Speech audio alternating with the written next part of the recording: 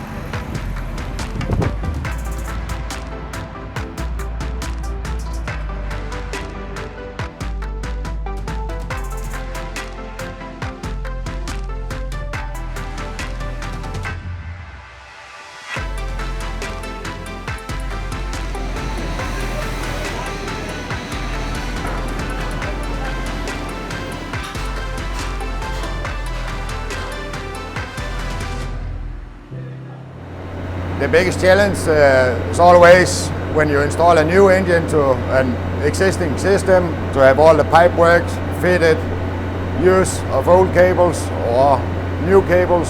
So that's been the biggest challenge.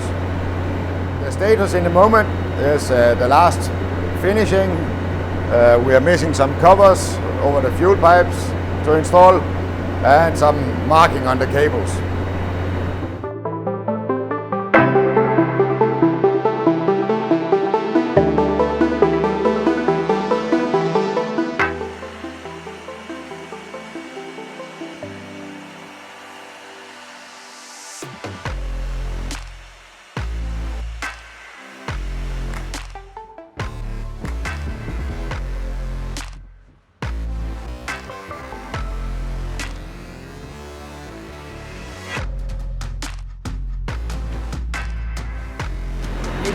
IMO Tier III is important for us. We're down the bottom of the world, but we operate all over the world, and to be able to operate this ship in an environmentally friendly green mode is something very important for us.